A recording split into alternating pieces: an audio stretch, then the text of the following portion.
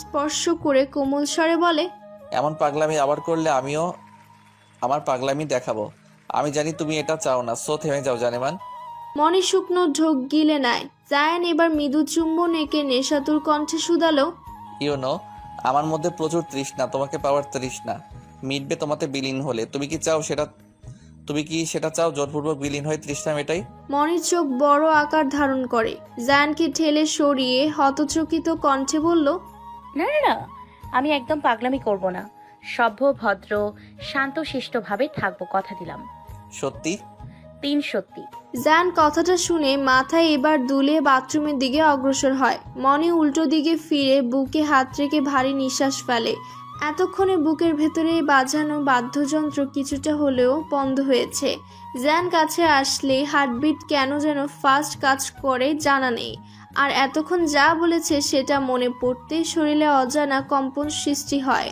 আপাতত কদিনের জন্য হলেও উল্টাপাল্টা কাজ বন্ধ করতে হবে, আর নয়তো জায়ান যে থ্রেড দিয়েছে সেটা কাজে লাগাবে। নাস্তা করার সময় মনিকে এত শান্তশিষ্ট দেখে নাজমুলের সন্দেহ হয়। মনে মনে ভেবে নেয় জায়ান মনে হয় মনিকে ইচ্ছা মতো শায়েস্তা করেছে।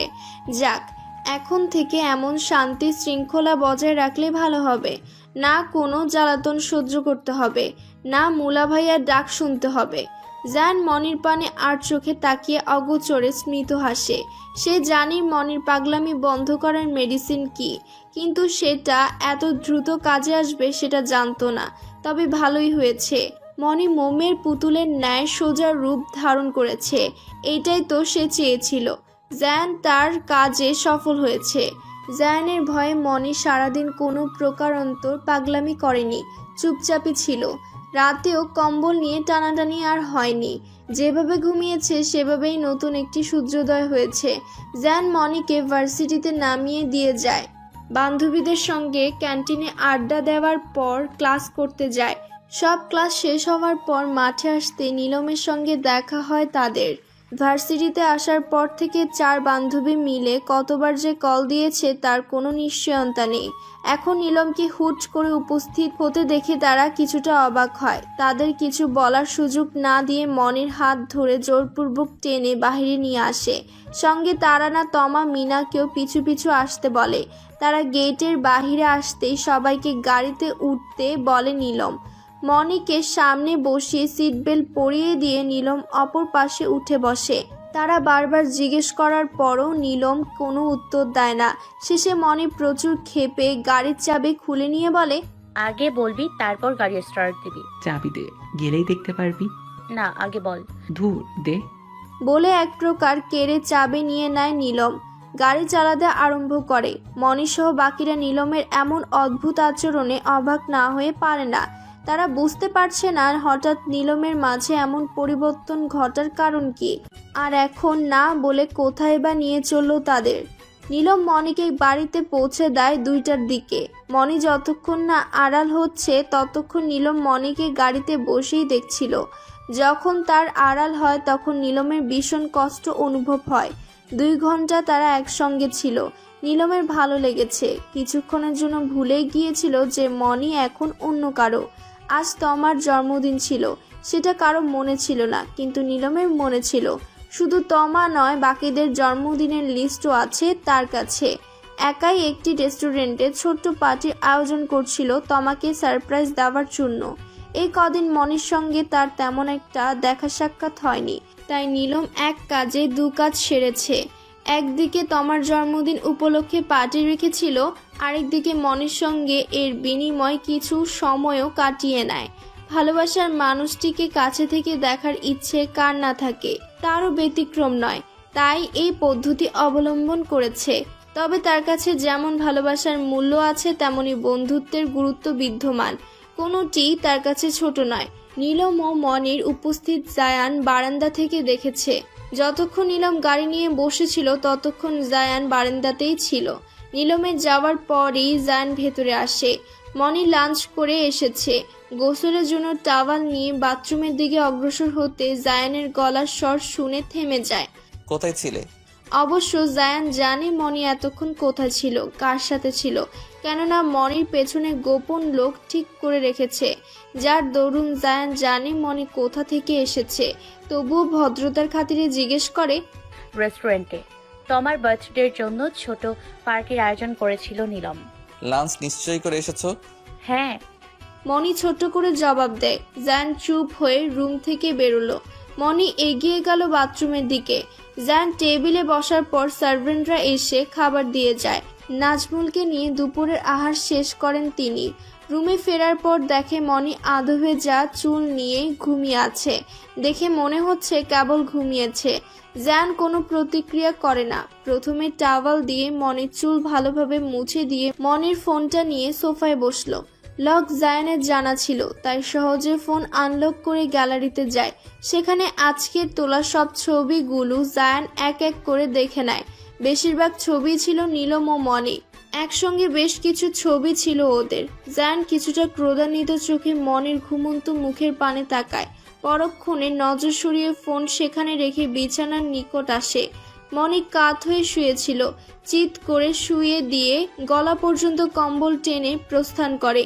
মনি এত গভীর ঘুমে ছিল সে কিছুই টের পায়নি। এখানে সিসি ক্যামেরায় দুজন লোককে বাড়ির সামনে ঘোরাঘুরি করতে দেখা যাচ্ছে, স্যার দেখুন। নাজমুল কথাটি বলে জায়ানের দিকে ল্যাপটপ ঘুরিয়ে দিল। জায়ান সূক্ষ্ম নজর ফেলে দেখে নেয় সে আগন্তুক দুইজন ব্যক্তিকে। দুজনের মুখে মাস্ক ছিল, তাই চেহারা স্পষ্ট নয়। জায়ান গুরুগম্ভীর কণ্ঠে শুধালো, 15-16 তারিখের ফুটেজ চেক করে দেখো। সেদিন যদি তাদের দেখা যায় তাহলে এটাই মাহিদ। রাতুল বলেছে মাহিদ 15 তারিখে ঢাকা এসেছিল। ফুটেজ দেখো, তাহলে বুঝতে পারবো এটা মাহিদ নাকি অন্য কেউ। আচ্ছা। একে একে তার পরের দিন ও আগের দিনের ফুটেজ চেক করে এই দুইজনকে দেখতে পায়। তারা কনফার্ম হয় এটা মাহিদ। তার পাশের জন সম্ভবত তার বন্ধু না হয় লোক। রাতের বেলার ফুটেজগুলো দেখো, আমি রাতুলের সঙ্গে কথা বলে আসছি। ওকে। অপুন, তোর বাসায় তো আসলাম, কিন্তু আমি কি এখানে নিজেকে হাইড করে রাখতে পারবো? মানে বলতে চাচ্ছি, জায়ান নিশ্চয়ই আমাকে পাবে না। নো চান্স, নিশ্চিন্তে থাকতে পারবি। Thanks god. আগে কি করছিস? লোক তো ঠিকই করা আছে, যে কোনো মুহূর্তে জায়ানের উপর আক্রমণ করা যাবে। নির্দিষ্ট সময় বের কর। সকালে না, রাতে। ডান। বলে দে তোর লোকদের। বলছি এখনই। বস, আম্মু ডাকছে আমাকে, আসছি। যা। মনি আসরের পর ঘুম থেকে উঠে দেখে জায়ান বাইরে গিয়েছে। একাই গিয়েছে। নাজমুল বাড়িতে ছিল। হাত মুখ ধুয়ে ড্রয়িং রুমে এসে সোফায় বসে টিভি ছেড়ে দেখে। একবার ভাবে জায়ানকে কল দিবে, কিন্তু পরপরই ভাবে যদি কোনো মিটিংয়ে থাকে। এই ভেবে আর দেয় না। নাজমুলকে হাঁকিয়ে ডেকে ড্রয়িং রুমে আসতে বলে। নাজমুল তার বাবা মায়ের সঙ্গে ফোনে কথা বলছিল। মনির ডাক শুনে ফোন রেখে বাহিরে আসে। ফোনের স্ক্রিনের দিকে তাকিয়ে জিজ্ঞেস করলো, বলো। কোথায় গিয়েছে তোমার স্যার? কেন? আগে আমার প্রশ্নের উত্তর দিন মুলা ভাইয়া। তোমার মতো ফাজিল মেয়ে কখনো নজর এসেছে কিনা জানা নেই। এখন তো চোখের সামনে নাচানাচি করছে। দেখেননি আমাকে? কোথায় গেছে বলেন। বলেনি আমাকে। কেমন অ্যাসিস্ট্যান্ট আপনি? হ্যাঁ, নিজের স্যার কোথায় গেছে বলতে পারেন না? মানুষের পার্সোনালি কোনো কাজ থাকতে পারে না। তো মানে কি? সে হয়তো তার কোনো পার্সোনাল কাজে বের হয়েছে। আপনার স্যারের কোনো গার্লফ্রেন্ড আছে নাকি? এছাড়া অন্য কোনো পার্সোনাল কাজ থাকতে পারে না। কল দেন তার কাছে, জিজ্ঞেস করুন কোথায় গিয়েছে। যার লাগবে সে যেন দেয়। বলে নাজমুল চলে যায়। জায়ানকে কল দিতে চেয়েও কল দেয় না মনি। কিঞ্চিত ভয়ে সে বুকে বিক্ষিপ্তভাবে নাচছে। আপাতত তার জন্য অপেক্ষা করবে মনি। কিছুক্ষণ পর শাশুড়ির কল আসে। তার সঙ্গে কথা বলা আরম্ভ করে। জায়ানের বাসায় আসতে রাত হয়ে যায়। এতটা ব্যস্ত ছিল যে ঘড়ির সময় দেখতে ভুলে গেছে। বাসার সামনে গাড়ি এসে থামতেই নেমে যায়। পাওয়ার বাটনে ক্লিক করে স্ক্রিনে 12টা ছুঁই ছুঁই দেখতে পায়। মনির 3টা SMS-ও নজরে আসে। সিন করতে করতে রুমের দিকে পৌঁছায়। মনি ঘুমিয়ে কাঁদা। টেবিলের লাইটের আলোয় মনি স্নিগ্ধ চেহারার দিকে তাকায়। হাঁটু ভাঁজ করে মুখ বরাবর বসে ঘণ্টাখানিক আগের কথাগুলো ভাবছে। হাইওয়ে রোড পাড়ি দিয়ে ওসির সঙ্গে এপারে আসে জায়ান। রেড ব্লু রেস্টুরেন্টের ভেতরে প্রবেশ করেন তারা। বেশ কিছুক্ষণ কথোপকথন হয় তাদের মাঝে। জায়ানের সঙ্গে এখানের ওসির আগে থেকেই চেনা পরিচিত ছিল। তারা মাহিদের বিষয়ে আলাপ করছিল, তখনই একজন ওয়েটার এসে খাবার সার্ভ করে। সেই মুহূর্তে ওয়েটার ছেলেটি চিল্লিয়ে ফ্লোরে লুটিয়ে পড়ে। তার ডান হাত থেকে গলগলিয়ে রক্ত ঝরছিল, তাকে গুলি করা হয়েছে। জায়ান ও ওসি উঠে উত্তেজিত হয়ে গুলি করা ব্যক্তিকে খুঁজতে লাগলেন। আশেপাশের মানুষজন এটা দেখে দ্রুত রেস্টুরেন্ট ত্যাগ করতে আরম্ভ করলো।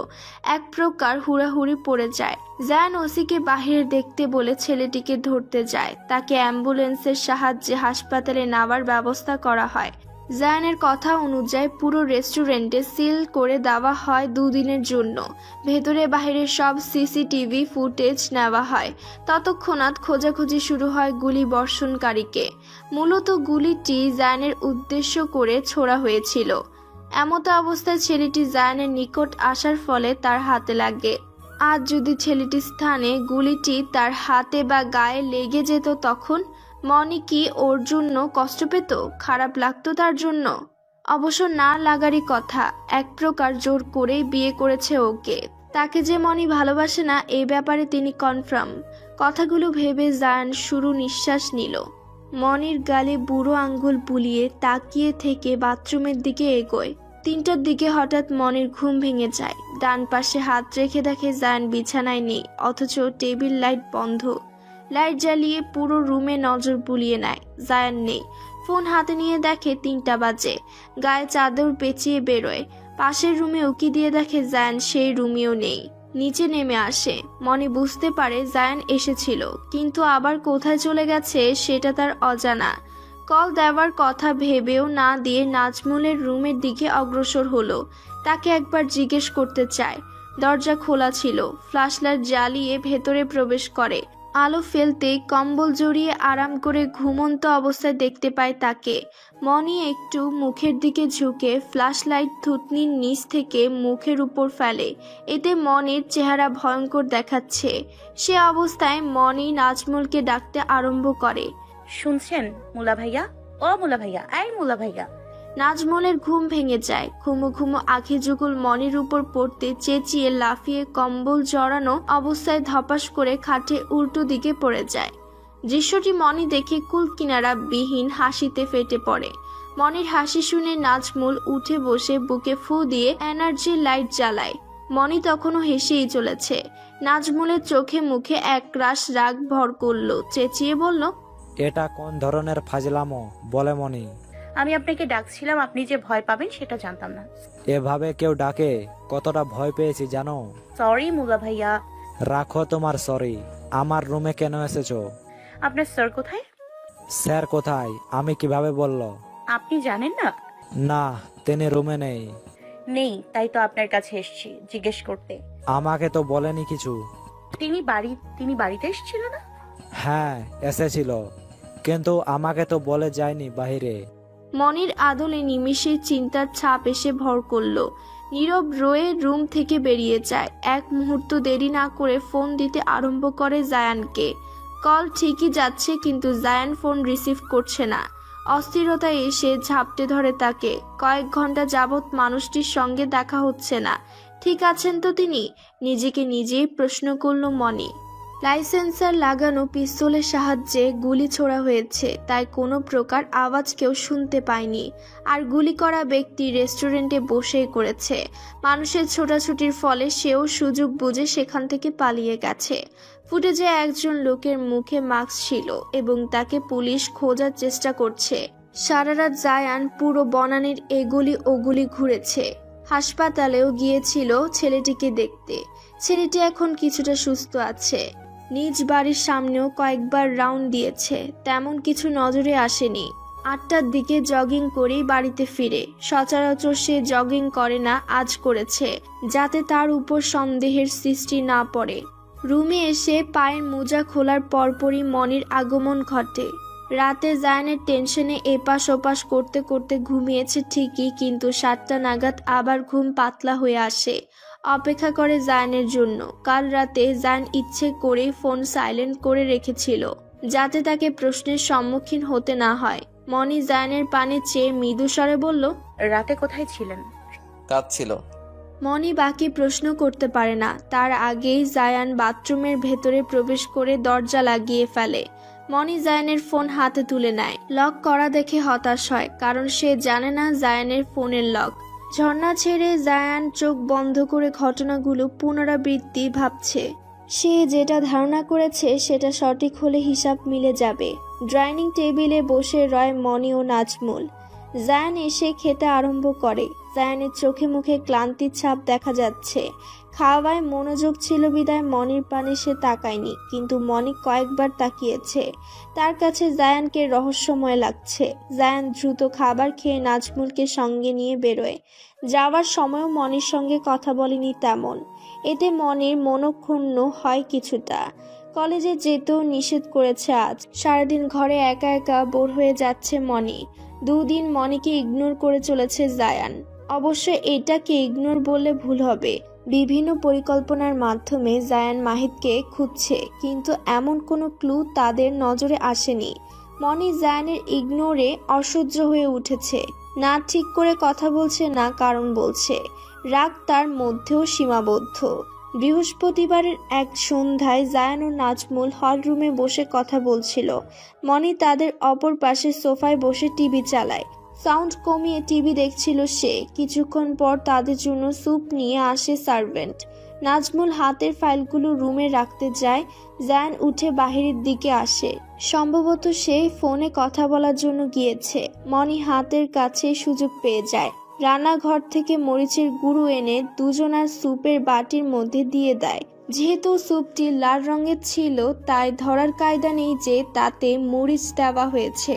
এটা করার মূল কারণ জায়ানের মুখ থেকে কথা বের করা, যেটা 2-3 দিন আগে বন্ধ হয়ে গেছে কোনো কারণে। তারপর নিজের বাটি হাতে নিয়ে খেতে থাকে। মিনিট কয়েক বাদে তারা ফিরে এসে স্যুপ পরিবেশন করেন। 1-2 চামচ খাবার পরপরই বুঝতে পারে স্যুপের মধ্যে ঝালের পরিমাণ একটুর তুলনায় অনেক বেশি। জায়ান চোখ রাঙিয়ে মনির পানে তাকায়। নাজমুল জায়ানের নজর অনুসরণ করে তাকানোর পর বুঝতে পারে ঝালের কারণ, কেননা প্রথমের তুলনায় এখন স্যুপের রং বেশি লাল দেখাচ্ছে। জায়ান দাঁত কিরমির করে জোরে মনি বলে হাঁকায়। মনি লাফিয়ে ওঠে। বাটিতে ধাক্কা লেগে কিছু স্যুপ হাতের উপর পড়ে। ভীতিকর চোখে জায়ানের দিকে তাকিয়ে বাটি রেখে উপরের দিকে দৌড় লাগায়। নাজমুল ফিক করে হেসে দেয়। শব্দ শুনে ঘাড় ঘুরিয়ে নাজমুলের দিকে চোখ রাঙিয়ে তাকাতেই হাসি বন্ধ হয়ে যায় তার। চুপচাপ ঝাল স্যুপ খেতে আরম্ভ করে।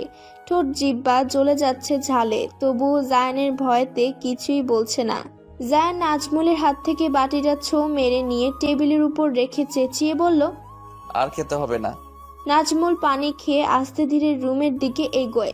জায়ান স্মিত হাসে। মনি ও নাজমুল দুজনেই তাকে ভয় পায়, সম্মান করে, যেটা ভেবে তার ভালো লাগে। তখন অবশ্য সে নিজেও জানতো না মনি স্যুপের সঙ্গে মরিচের গুঁড়ো মিলিয়েছে। মনির দৌড় দেওয়ার ফলে এটাই প্রমাণিত হয় এটা মনিরই কাণ্ড। জায়ান মনির বাটির স্যুপটুকু খেয়ে নেয়। সেটা মনি উপর থেকে সুরুচোখে দেখছিল। তার কাছে বিষয়টি ভালো লাগে। পরের দিন জায়ান ও নাজমুলকে সবার জন্য রাজশাহী যেতে হয়। মনিকে লালবাগ রেখে যেতে চেয়েছিল জায়ান, কিন্তু মোফাজ্জল হোসেন তার পরিবারকে নিয়ে বিক্রমপুরে গিয়েছে কাল, ফিরবে পরশু, তাই মনি বাড়িতেই থাকে। জায়ান ওর বান্ধবীদের বাড়িতে একদিনের জন্য আসতে বলে, সঙ্গে নীলমকেও। জায়ানের ফিরতে 2 দিন লাগবে, তাই বাহিরে আরো 3 জন লোক রেখে যায়। নীলম আছে দেখে এত চিন্তিত হয় না জায়ান, তবুও তার মনে ক্ষুদ্র ভয় মনিকে নিয়ে। বন্ধুদের পেয়ে ঈদের দিনের মতো খুশি হয়ে যায় মনি। নীলম ওদের সবার পরে বাড়িতে আসে। এখন সবাই হল রুমে বসে আছে। নীলম মাথার দুপাশে হাত রেখে মনির উদ্দেশ্য করে বলে, মনি মাথাটা একটু টিপে দে, ব্যথা করছে। মনি অদ্ভুত দৃষ্টিতে তাকালেও পরক্ষণে নীলমের পাশে বসে মাথা টিপতে আরম্ভ করে। নীলম চোখ বন্ধ করে রাখে। মনি কখনোই সহজভাবে কোনো কাজ করতে রাজি হয়নি। আজ হঠাৎ এক কথায় কাজ হয়েছে দেখে চোখ বন্ধ রেখে বলল, কি ব্যাপার মোনা, আজ এক কথায় কাজ হলো কিভাবে? শুধু শুধু না, রাতে আমাদের নিয়ে আইসক্রিম খাওয়াতে যাবে। যাব। মনি চট করে হাত সরিয়ে অবাক হয়ে তাকায় নীলমের দিকে। তমা, তারানা, মিনা, তাদের নজরও কিছুটা বিস্মিত। নীলম নিজেও কখনো এক কথায় রাজি হয়নি। আজ ওকেও রাজি হতে দেখে তারাও অবাক। মনি টেরা চোখে তাকিয়ে বলল, সত্যি? একদম। মনি খুশি হয়ে নীলমের দু গাল জোরে টেনে দেয়। নীলম মনির হাত ধরে বলে, তোর হাজবেন্ড বাইরের লোক রেখে গেছে, কিভাবে যাবি সেটা আগে ভাব। চুরি করে যাব না, তোকে যখন আমাদের দায়িত্ব দিয়ে গেছে তখন তুই ব্যবস্থা করবি সব। কিভাবে? তুই জানিস সেটা। বুঝেছি কি করতে হবে। কি করবি? যাওয়ার সময় দেখবি। রাজশাহী পৌঁছে জায়ান মনিকে ফোন দিয়ে জানিয়ে দেয়। তখন রাত 9টা বাজে। 11টার দিকে তমা সব গার্ড ও দারোয়ানদের ভেতরে ডাকে। সবাইকে নীলম নিজের হাতে চা বানিয়ে খাওয়ায়। রাত জাগতে হবে দেখে সবাই খুশি মতো চা খায় ঠিকই, কিন্তু এক একজনে চা খেয়ে চিৎকার ঢলে পড়ে সোফাতেই। অপর থেকে তারা এই দৃশ্য দেখে বুঝতে পারে চায় কিছু মিশিয়েছে নীলম। নিচে নেমে জিজ্ঞেস করতে একটি ঘুমের লিকুইড মেডিসিন বের করে দেখায়। সবাইকে গাড়িতে উঠে বসতে বলে নীলম। নীলম সদর দরজা লাগিয়ে বাহিরে গাড়ি নিয়ে বের হতে আয়নাধারা সিসি ক্যামেরার দিকে তাকায়, কারণ সেটা বন্ধ করে দিয়েছে নীলম। গাড়ি দ্রুত গতিতে চালায়। একটানে একটি বড় দোকানের সামনে এসে গাড়ি থামায়। ওদের গাড়িতে বসিয়ে নীলম 2 বাক্স আইসক্রিম নিয়ে আসে। তারপর আবার গাড়ি ছুটিয়ে একটি ফাঁকা ব্রিজের উপর এসে থামলো। সবাইকে নামিয়ে গাড়ির উপর উঠে বসতে বলে। এক বক্স মনির হাতে দিয়ে আরেকটি 3 বান্ধবীদের দিকে এগিয়ে দেয় নীলম। তো বড় শয়তান দেখ নীলাম্মা। আসলেই কুত্তা, এক বক্স ওরে দিলি কেন? চুপ, ও খেতে চেয়েছে আইসক্রিম, মন ভরে খা। শুধু মনির বিয়ে হয়েছে দেখে চুপ আছি। গুড, এবার গিল। মনি হাসে, 2 হাতে 2টি আইসক্রিম নিয়ে খাচ্ছে।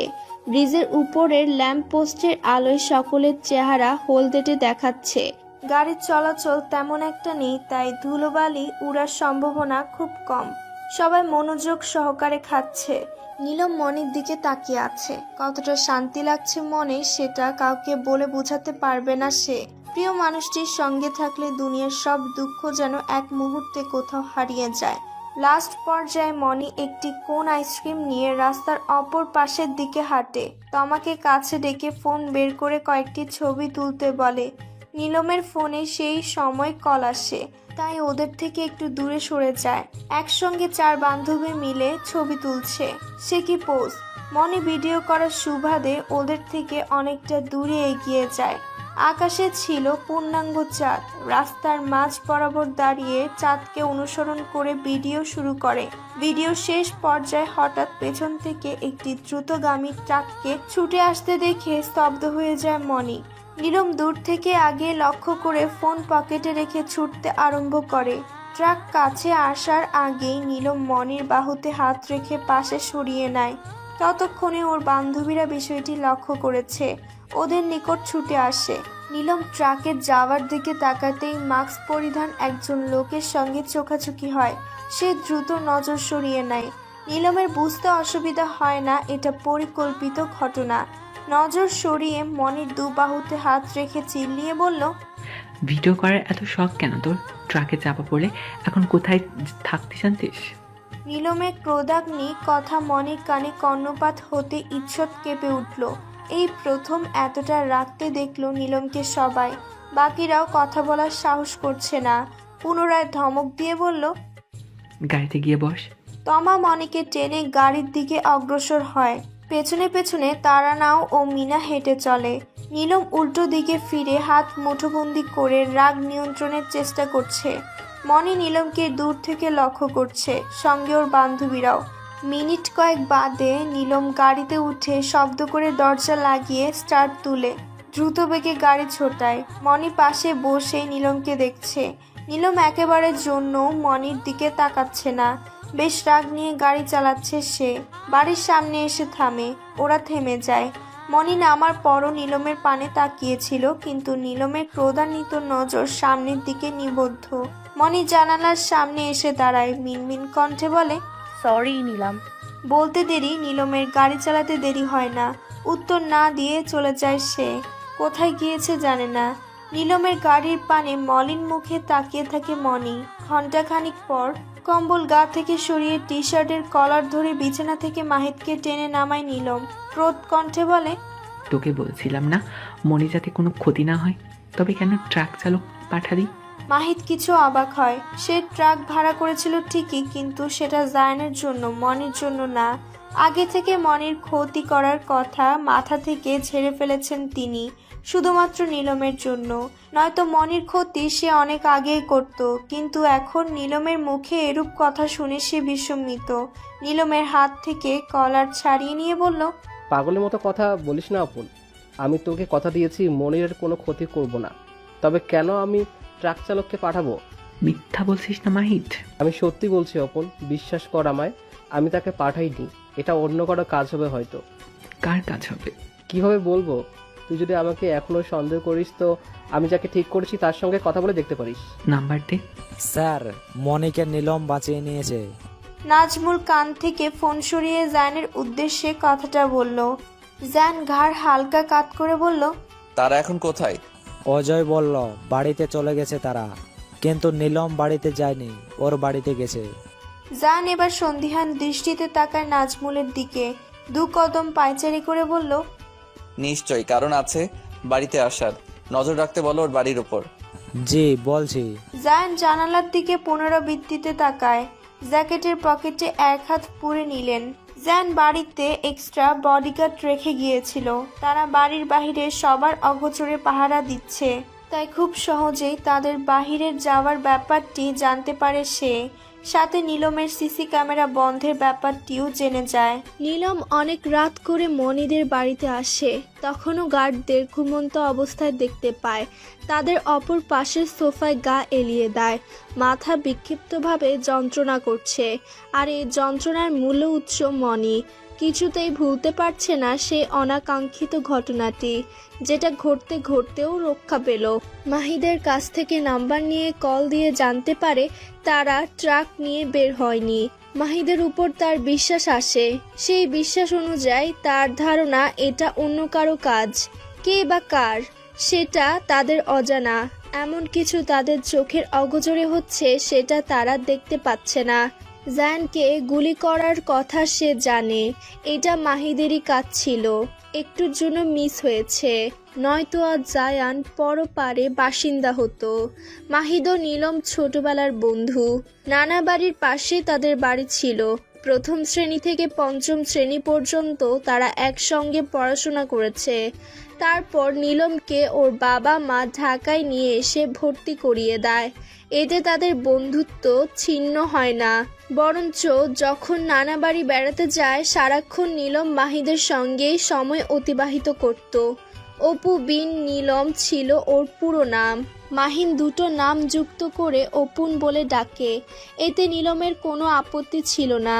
তাদের এত বছরের বন্ধুত্ব কিছুক্ষণ আগেই ভুল বোঝাবুঝির জন্য নষ্ট হয়ে যেত।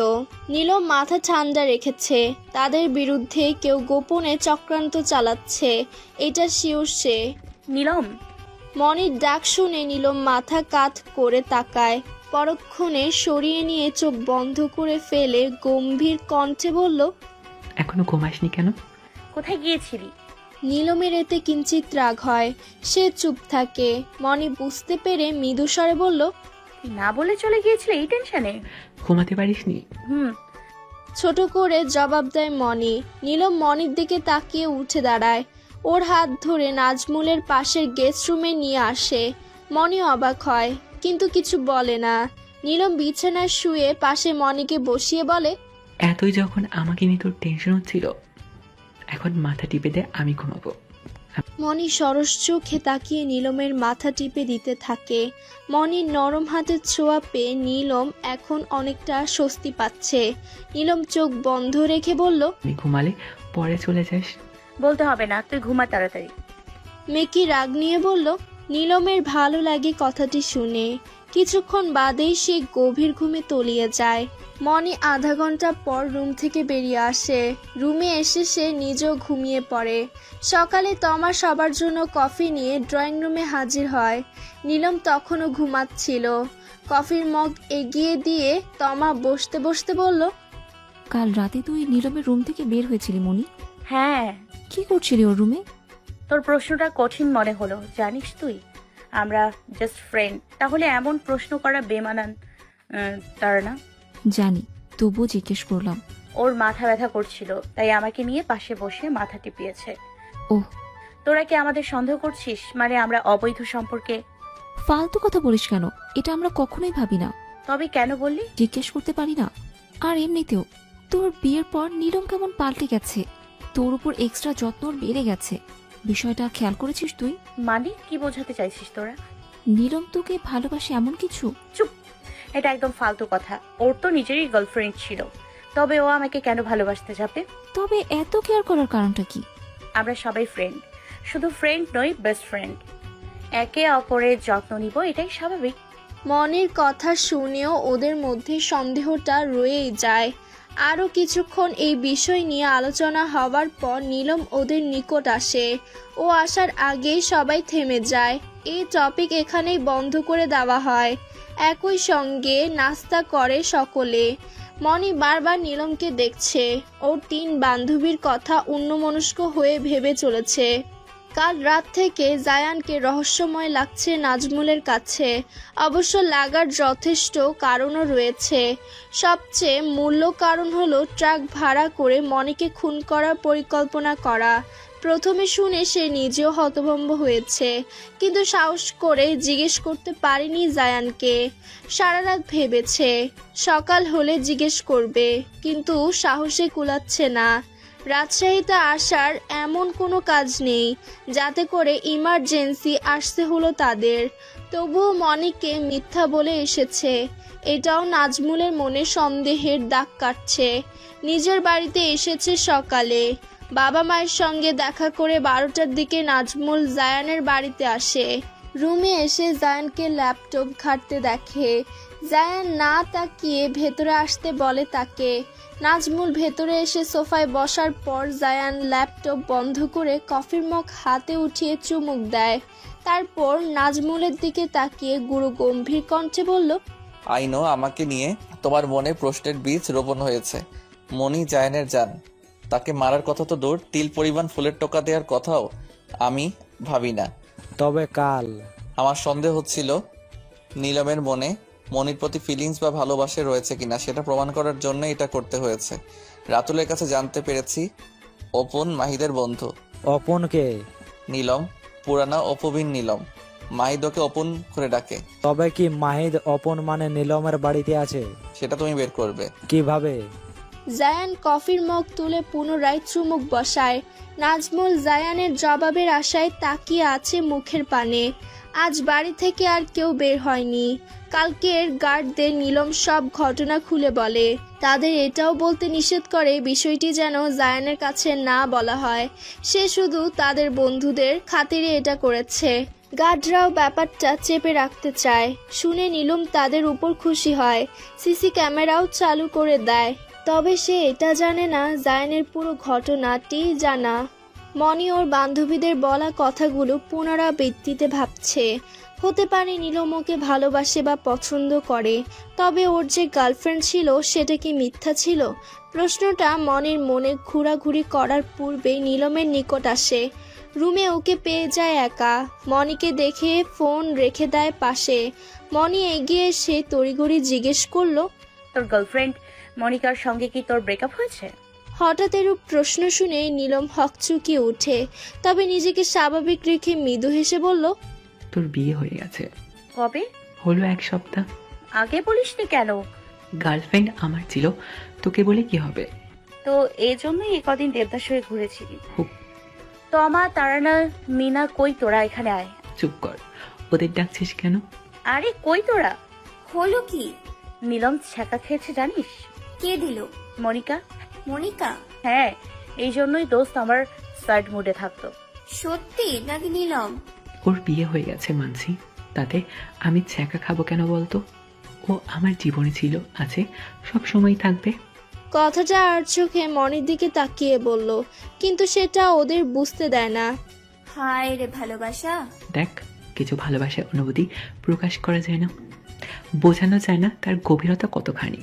হ্যাঁ, এসব আমাদের মাথায় ঢুকবে না। তা ঢুকবে কেন? তোর মাথায় তো জিলিপির প্যাচ রয়েছে।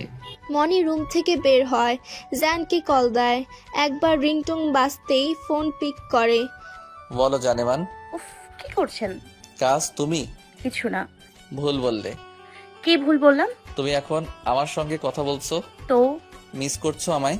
বলেছি এটা? তাহলে কল কেন দিয়েছো? আম্মুকে ফোনে পাইনি, তাই আপনাকে কল দিয়েছে জানার জন্য। মিথ্যা কিভাবে বলতে হয় সেটাও শিখোনি? বেশি বুঝবেন না। কি? কিছু না। বলে ফোন রেখে দেয় মনি। ফোনের স্ক্রিনের দিকে তাকিয়ে মুচকি হাসে। অপর প্রান্তে জায়ান মনির সুপ্ত অনুভূতি বুঝতে পারে। মৃদু হাসি তার ঠোঁটেও দেখা যায়। কারেন্ট বিলের লোকেদের বেশভূষা নিয়ে নাজমুল নীলমদের বাড়িতে এসেছে। রাতে রাজশাহী থেকে ঢাকায় ফিরেছে। জায়ান রাজশাহীতেই আছে। কালো মোটা চশমা, কালো পোশাক ও মাথায় ক্যাপ। নীলমের মায়ের সঙ্গে কথা বলার সময় বারবার আর চোখে ভেতরের দিকে তাকাচ্ছে, কিন্তু কাউকে দেখতে পায়নি সে। শেষে পানি খাওয়ার আগ্রহ প্রকাশ করলে তিনি পানি আনতে গেলে ভালো করে চারিদিক লক্ষ্য করে। তখনই মাহিদকে রুম থেকে বেরিয়ে অন্য রুমে প্রবেশ করতে দেখতে পায়। নাজমুলের ঠোঁটে কৃত্রিম হাসি ফুটে। তাদের ধারণা একদম সঠিক হয়েছে। পানি খাওয়ার পর তাকে ধন্যবাদ জানিয়ে নাজমুল প্রস্থান করে।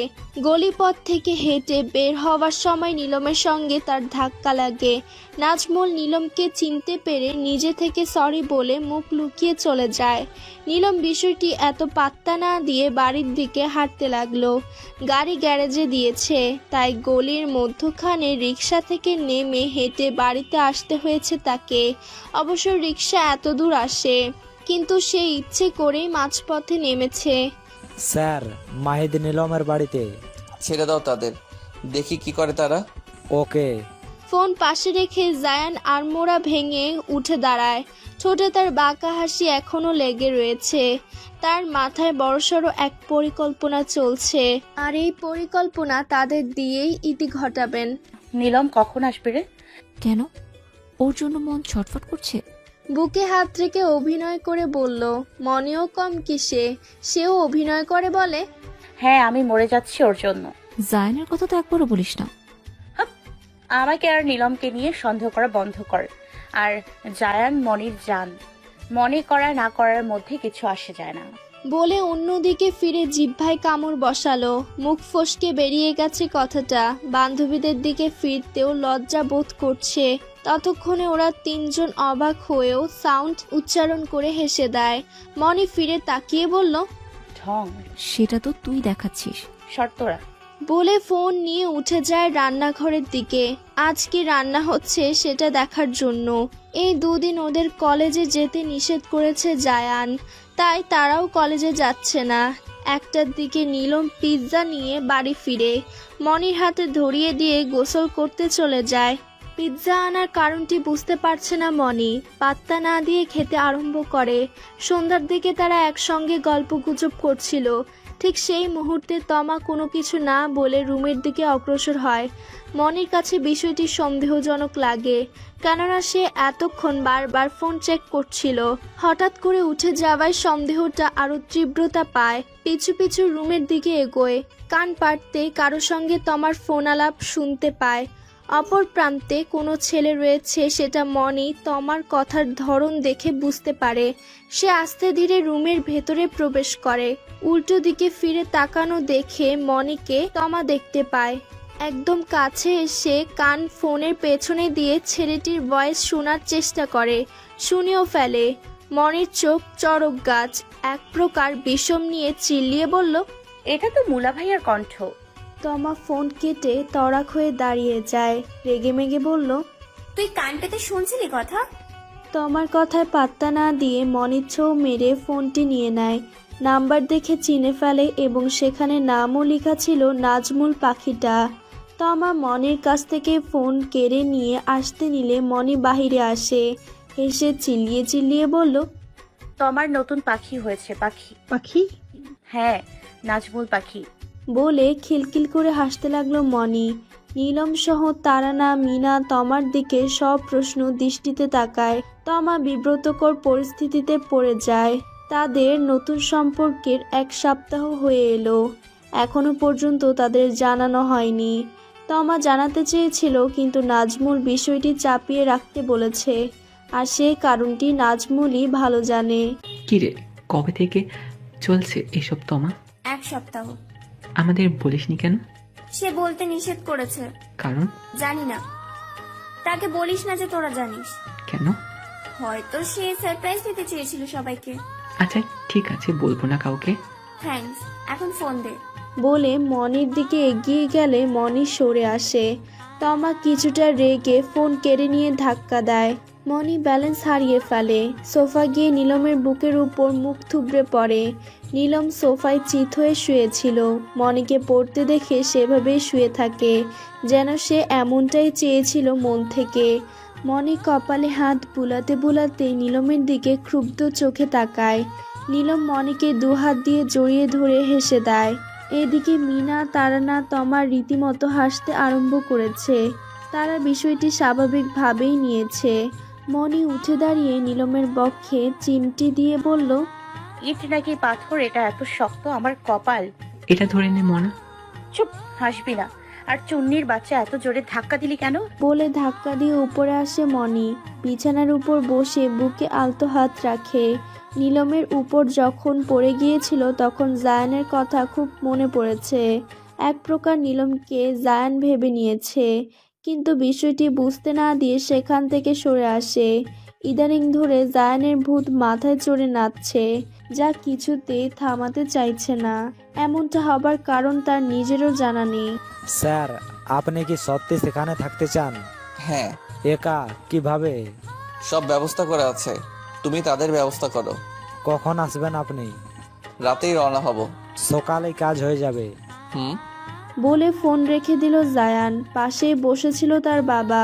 তিনি জায়ানকে জিজ্ঞেস করলেন, কি করতে চাইছো তুমি জায়ান? খুব সহজ কাজ আব্বু। যেমন? I explain you. বলো। সকাল সকাল নাজমুল বাড়িতে আসে। ঢাকাতে একদিন আগে সে এসেছে, তবে সে হোটেলে উঠেছেন, যাতে কেউ জানতে না পারে তার ঢাকায় আসার ব্যাপারে, এবং কি তমাও বিষয়টি জানে না। একসঙ্গে নাস্তা করে তারা। মনি বাঁকা চোখে কয়েকবার তাকালে নাজমুল ইতস্তত বোধ করে। তমা কাল রাতে তাদের সম্পর্কের বিষয়টি বলে দিয়েছে। অবশ্য সে বলতে চায়নি, মুখ ফসকে বেরিয়ে গেছে। এই জন্যই সবার সামনে আসতে বিব্রত বোধ করছিলেন তিনি। সবাইকে নন্দন পার্কে ঘুরতে নিয়ে যাবার অফার রাখেন। হঠাৎ করে ঘুরতে যাওয়ার বিষয়টি শুনে সবার ভালো লাগলেও নীলমের মনে খটকা লাগে। তবে সেটা কাউকে বুঝতে না দিয়ে চেপে যায়। নাস্তার পর্ব শেষে সবাই রেডি হচ্ছিল, তখন মনি নাজমুলের কাছে আসে। মনিকে দেখে নাজমুল জোরপূর্বক হাসি ঠোঁটে ঝুলায়। সেটা উপেক্ষা করে বলে, থাক থাক, আর হাসতে হবে না। এবার বলুন আপনার স্যার কবে আসবে? 1 সপ্তাহ দেরি হতে পারে। আচ্ছা। বলে মনি রুম ত্যাগ করলো। কিছুটা স্বস্তির নিঃশ্বাস নিলেন তিনি। বাড়ি থেকে বের হবার সময়কালীন মনি তমাকে একটু আড়ালে নিয়ে বলল, জমিয়ে প্রেম করিস তোরা। ততক্ষণাৎ নীলম সেখানে আসে। মনির কানের কাছে মুখ নিয়ে বলে, চল আমরা প্রেম করি। মনি ঘুরে নীলমের বুকে হাত রেখে ধাক্কা দিয়ে বলল, জায়ান শুনলে খুন করবে। হ। চুপচাপ, আই মিন চুপি চুপি করব। মনে মনেও না, সর হারামি। মনে মনে ভালোবাসা যায়। হ, এই ধর আমি তোকে ভালোবাসি। ওয়াও, কবে থেকে? কুত্তা, উদাহরণ দিতেছি। ও, কন্টিনিউ কর। মনে মনে তোর প্রতি আমার যেই ফিলিংসটা আছে না, ওটাকেই ভালোবাসা বলে। তাই নি? একদম। মোটো ফিলিংস আছে কি তোর মনে? মায়ের খাবি। তুই খাওয়ালে খাবো সব। যা সর। বলে বিরক্ত হয়ে চলে যায় মনি। নীলম মনি যাওয়ার দিকে তাকায়, ঠোঁটে স্মৃত হাসি রেখে মনে মনে বলে, যদি বুঝতি আমি তোকে কতটা ভালোবাসি, তবে এভাবে ইগনোর করতি না। সিসিটিভি ফুটেজ চেক করার পর জায়ানের মেজাজ চওড়া হয়ে যায়। মাথার রগ ধবধবিয়ে বিক্ষিপ্তভাবে উঠানামা করছে, কিন্তু নিজেকে নিয়ন্ত্রণ করা ছাড়া কোনো উপায় তার কাছে আপাতত নেই। চেয়ারের সঙ্গে পিঠ ঠেকিয়ে কপালে আঙ্গুল বুলায়। বেশ কিছুক্ষণ সময় অতিবাহিত হয়। দেখতে দেখতে পুরো 18 ঘন্টা পেরিয়ে গেল। রাত 10টা নাগাদ তারা ফিরে আসে বাড়িতে। সারাদিনের হই হুল্লোড়ে ক্লান্তির ছাপ ভেসে উঠেছে সবার চেহারায়। ডিনার সেরে এসেছে। ড্রয়িং রুমে এসে সবাই সোফাতে শরীর এলিয়ে দেয়। হেঁটে রুম অবধি এগোতে ইচ্ছে করছে না। মনে পুরোপুরি শুয়ে পড়ে। শূন্য দৃষ্টিতে তাকিয়ে বলে, প্রচন্ড টায়ার্ড। তমা আমাকে কোলে করে রুমে নিয়ে আয় বান্ধবী। তুই দিয়ে আয় আমাকে। নাজমুল ভাইকে তমা চোখ রাঙিয়ে মনির পানে তাকায়। নাজমুল লজ্জায় পড়ে যায়। তারানা মিনা হেসে দেয়। নাজমুল পরিস্থিতি স্বাভাবিক আনার জন্য হালকা কেশে বলল, অহেতুক কথাবার্তা না বলে যে যার রুমে গিয়ে রেস্ট নিলে ভালো হয়। একদম। বলেই নীলম এগিয়ে এসে মনিকে পাজরা কোলে তুলে নেয়। সকলে আহম্মক হয়ে যায়। মনি খেকিয়ে বলে ওঠে, করছিস কি? তুই না বললি তোকে কোলে করে রুমে দিয়ে আসতে, তাই তো করছি। তোকে বলেছি ফ্রেন্ড তো ফ্রেন্ডই হয়। নামা। একেবারে রুমে নিয়ে নামাবো। বলেই হাঁটতে লাগলো নীলম। মনি চেঁচামেচি করে নামিয়ে দিতে বলছে তাকে। নীলম নাছোড়বান্দা, হেঁটেই চলেছে সামনের দিকে। তারানা মিনা উচ্চস্বরে হাসছে, তমাও হেসে দেয়। তারা এই বিষয়টিকেও স্বাভাবিকভাবে নেয়, কিন্তু নাজমুল ভীতিকর চোখে তাকায়। তার কেন জানি মনে হচ্ছে অতি দ্রুতই ঝড় আসতে চলেছে। তবে এটা প্রকৃতির ঝড় নয়, মানুষের ঝড়। উপরে নিয়ে এসে মনিকে বিছানায় শুয়ে দেয়। মনি তড়াক হয়ে উঠে যায়। উপরে আসতে আসতে মনির হাতে কিল চিমটি খেয়েছে প্রচুর নীলম। আহত স্থানে হাত বুলিয়ে বলল, এই জন্য অন্যের উপকার করতে নেই। বলে কে করতে? না বললে করা যায় না বুঝি? একদম না, বের হ। যাচ্ছি, অন্য কাজে লাগলে ডাক দিস। মনি রেগে ফুলের টপ হাতে নেওয়ার আগে নীলম ছুটে পালায়। দরজা লাগিয়ে দেয় সে। স্যার আপনি? রুমেই আছি। গম্ভীর কণ্ঠে বলল জায়ান। রাগী ও গম্ভীর মিশ্রিত কণ্ঠ শুনে নাজমুল ততক্ষণাৎ আর কিছু জিজ্ঞেস করতে পারল না। জায়ান নিজ থেকেই বলল, রাতুলের সঙ্গে কাল তুমি দেখা করবে কখন? 12টার দিকে। ওকে। মধ্যরাত। সকলে গভীর ঘুমে কাতর। ড্রয়িং রুমের লাস্টের একটি কামরা থেকে একজন সুমানব দেহের আকৃতি লম্বা চওড়া ব্যক্তি ধীর পায়ে রুম থেকে বেরিয়ে এলো। রুমের দরজা ভিড়িয়ে সিঁড়ির দিকে অগ্রসর হয়। ড্রয়িং রুমে ডিম লাইট জ্বালানো ছিল। সেইটুকু আলোতেই ছোট ছোট পা ফেলে উপরে উঠছেন তিনি। মনি রুমের সামনে এসে থামল। দরজা খোলা ছিল, তাই ভেতরে প্রবেশ করতে তার অসুবিধা হলো না। মনির রুমেও সবুজ রঙের ড্রিম লাইট জ্বালানো ছিল। স্পষ্ট না দেখা গেলেও অনুমান করে সে বুঝতে পারে বেঘুরে ঘুমাচ্ছে মনি। বিছানার নিকট যেতে জানালার বাহির থেকে ঝলমলে চাঁদের আলো তার চেহারায় পড়তে আদল স্পষ্ট হলো। জায়ান। সবার অগোচরে সে ড্রয়িং রুমের সেই সিক্রেট রুমে থাকার চিন্তাভাবনা করেছেন। বাড়ি তৈরির সময় সেই রুমটি সুরক্ষিত সাউন্ডপ্রুফভাবে তৈরি করা হয়। সেখানেই বাড়ির সব সিসিটিভির মনিটর রাখা ছিল। সিক্রেটভাবে সে সেখানে থাকা শুরু করে। নীলমের প্রতিটা পদক্ষেপ জানার জন্য তার এই ব্যবস্থা। তবে মনের কাছ থেকে দূরে থেকে সে নিজেও ভালো ছিল না। তাকে দেখার তীব্র আবেগ সে ধরে রাখতে পারেনি, তাই ছুটে এসেছে তার অর্ধাঙ্গিনী কামরাতে। লম্বা হয়ে শুয়ে আছে মনি, দেখেই বোঝা যাচ্ছে গভীর ঘুমে বিভোর। এই ঘুমে আপাতত হুঁশ জ্ঞান থাকা একদম ভুল চিন্তা ধারণা। পা থেকে বুক পর্যন্ত কম্বলে ঢাকা, খোলা চুলগুলো এলোমেলো হয়ে বালিশে ছড়িয়ে আছে। জায়ান বিছানায় বসল। মনির ঘুমন্ত মুখমণ্ডলের পানে নেশাতুর দৃষ্টিতে তাকায়। দেখতে দেখতে মুখ নিচু করল জায়ান। ডান হাতটা বালিশের উপর ভর ফেলে মনির দিকে ঝুঁকল। বাঁ হাত দিয়ে গাল স্পর্শ করল। অদ্ভুত ভালো লাগায় শিউরে উঠে মৃদু হাসি যুক্ত হলো তার ঠোঁটে। ঘুমন্ত অবস্থায় সুযোগ লোফার জন্য মনটা আনচান করছিল তার। একটু ছুঁয়ে দিলে কিছুই হবে না। অর্ধাঙ্গিনী তার, সম্পূর্ণ অধিকার আছে। তাকে দেওয়া কথাটা একটু খেলাফত করলে কি আর হবে ভেবে চোখটা বন্ধ করলো জায়ান। গালে হাত রেখে কপালের ঠিক মাঝখানটা প্রগাঢ়ভাবে চুমু খেলো। ক্লান্ত শরীর থাকায় মনে কিছু টের পায়নি। এবার দু গালে হাত রেখে দুটো গাল ভরিয়ে দিল চুমুতে। এগিয়ে গেল মনির কোমল ঠোঁটের দিকে। উষ্ণভাবে উষ্ট্রদয় দিয়ে ছুঁয়ে দিল মনির উষ্ট্রযোগল। সবটুকু ভর ছেড়ে দিয়ে তীব্র ছোঁয়ায় উন্মাতের মতো উষ্ট্রযোগলের উপর অধিকার ফলালো সে। মনি আদো আদো ঘুমের ভেতর কিছু আঁকড়ে ধরার মতো অধর দুটো নিজের করে নিতে দ্বিধাবোধ করল না। জায়ানের বুক ফুলানো নিঃশ্বাস ভারী হয়ে এলো। ঘুমন্ত অবস্থায় চওড়া পিঠের উপর দু হাত রেখে দেহ খান বুকের সাথে মিশিয়ে নিল মনি। মিনিট কয়েক পর জায়ানের নিঃশ্বাস আস্তে আস্তে শান্ত হয়ে গেল। পুরোপুরি স্বাভাবিক হয়ে আলতো করে অশ্রু জোড়া মুক্ত করে দিল। পিঠ থেকে মনের দুহাত সরিয়ে দিয়ে উঠে দাঁড়িয়ে রুম ত্যাগ করলো তৎক্ষণাৎ। একটুর জন্য নিজের নিয়ন্ত্রণ হারানো থেকে রক্ষে পেল। সকালে খুশি মুডে গুনগুন গান গাইতে গাইতে নিচে নামছিল মনি। টেবিলে সার্ভেন্টরা খাবার সার্ভ করছিল। সবাই আসনে বসে খেতে আরম্ভ করে। কাল রাতে ঘুমের ঘোরে যা হয়েছে মনির কাছে সবটাই স্বপ্ন বলে মনে হয়েছে। তবে স্বপ্নের ব্যক্তিকে জায়ান ভাবতেই মনির মনে অনুভূতির জোয়ার বইতে আরম্ভ করে। পরক্ষণে মনে কিঞ্চিত রাগও হয়। কাল সারা দিনে একবারও ফোন করেনি জায়ান। সে ব্যস্ত ছিল বিধায় কল দিতে পারেনি। তাই বলে তার তো কল দেওয়া উচিত ছিল।